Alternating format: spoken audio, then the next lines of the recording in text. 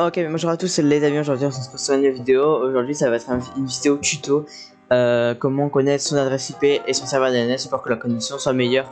Donc juste avant que la vidéo commence et que je vous montre le tuto, n'hésite vraiment pas à t'abonner, à liker et à commenter à la fin de la vidéo pour me dire si tu as réussi. Et si tu as un problème, évidemment, tu peux me le dire dans les commentaires pour que j'essaye de t'aider.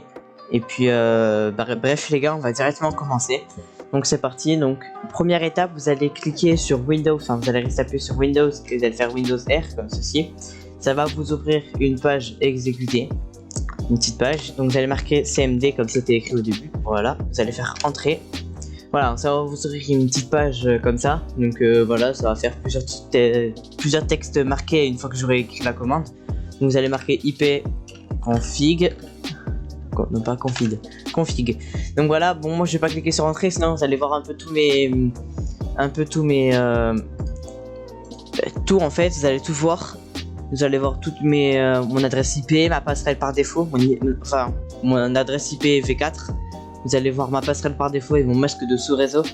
Le masque de sous-réseau c'est pas très grave, mais je préfère ne pas le donner parce que je sais pas ce que ça peut faire. Enfin, c'est un truc pour accélérer la connexion déjà.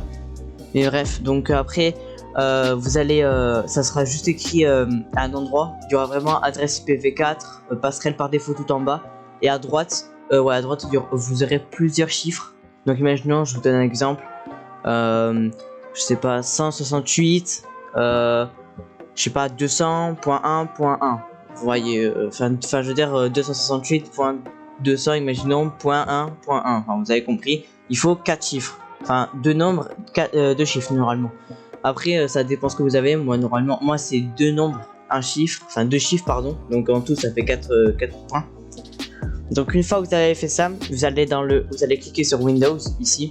Vous allez dans vos paramètres. Ok. Donc une fois que vous avez été dans vos paramètres, vous allez dans réseau et internet. Vous allez cliquer ici. Voilà. Vous voyez que là il y a une petite flèche, donc vous allez cliquer dans Wi-Fi. Et vous allez cliquer dans voilà. Donc c'est ma connexion du coup. Donc faudra cliquer dessus.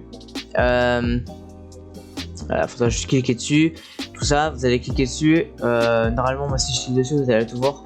Donc attendez les gars, on se retrouve 30 secondes. On se retrouve une fois que enfin là, je vais aller voir pour voir si on voit tout. Bref les gars, on se retrouve. Ouais, ok les gars, je suis désolé, on voit vraiment tout. Donc quand vous allez cliquer sur votre connexion avec marqué propriété à côté, vous allez cliquer dessus du coup. Et normalement, juste en bas, vous verrez plusieurs trucs, adresse IP, machin. Et à un moment donné, en haut, il y aura marqué modifier. Vous allez cliquer sur modifier, vous allez cliquer sur adresse. Enfin non, ça va être IPv4. Ouais, IPv4, vous allez l'activer. Et après, vous devez mettre tout ce qu'il faut, tout ce que vous avez trouvé sur votre quand vous avez fait commande. C'est pareil pour le serveur. Non, pas pour le serveur DNS. Pour le serveur DNS, c'est pas pareil. Donc là, une fois que vous avez fait ça, c'est nickel. Vous avez réussi et voilà. Donc déjà là vous avez réussi à faire l'adresse IP. Donc déjà c'est plutôt pas mal déjà. On a fait pas le plus difficile, hein, les deux ils sont plutôt simples. Donc vous allez refaire pareil, Windows R, commande, voilà, entrée. Hop, vous allez marquer exactement la même chose, sauf que vous allez rajouter un petit truc à la fin, config/all. Voilà, comme ça veut dire qu'il y aura tout vraiment, genre les configurations de votre IP, il y aura vraiment tout. Du coup moi je vais pas le faire logiquement, mais normalement quand vous allez descendre il y aura marqué serveur DNS. Donc ça veut dire serveur DNS. Une fois que vous avez trouvé le serveur DNS, hop, vous allez repartir une fois dans les paramètres comme ceci. Donc après vous allez retourner dans réseau et internet, Wi-Fi, et vous allez recliquer là. Et vous allez juste en dessous de là où vous avez cliqué modifier pour l'adresse IP. Vous allez cliquer juste en dessous, il y aura encore marqué modifier, vous cliquez dessus. Et normalement il y aura marqué serveur DNS, non, normalement ça va être IPv4 encore une fois je crois. Vous allez le cocher et normalement il y aura marqué DNS préféré ou je sais pas quoi là. Vous allez mettre l'adresse IP que vous avez trouvé dans votre... enfin l'adresse IP, la DNS pardon, que vous avez trouvé dans les commandes que je vous ai montré juste là avant. Vous allez les mettre et normalement si ça marche c'est censé tout faire quitter sauf les paramètres, vous avez compris, la page, les petites pages qui vont s'afficher. Donc une fois que ça va faire ça, votre connexion va être un peu boostée parce que vous avez mis toutes les coordonnées de votre internet sur votre PC. Donc ça veut dire que vous n'allez pas mettre un faux Enfin, faux, non, c'est pas un faux, c'est pas un faux DNS. C'est, vous voyez, les DNS quand tu vas dans Google, tu mets serveur DNS, tu mets, imaginons, serveur DNS, je sais pas, puissant. On va mettre puissant, j'en sais rien, moi. Voilà, coup de fer, ils vont aller là, imaginons, voilà. Hop, ça va me faire ça.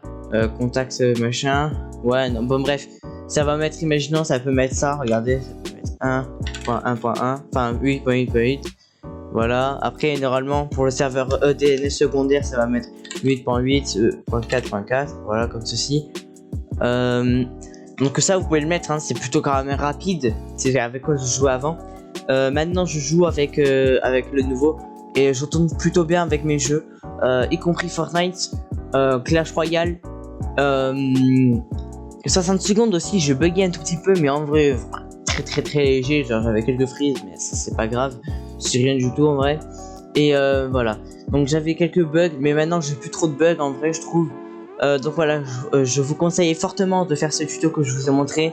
Puis bref les gars, c'est la fin de la vidéo, donc j'espère que ça vous aura plu. N'hésitez pas à liker, commenter et pour vous abonner comme je l'ai dit dans le début de la vidéo. Donc ciao les gars.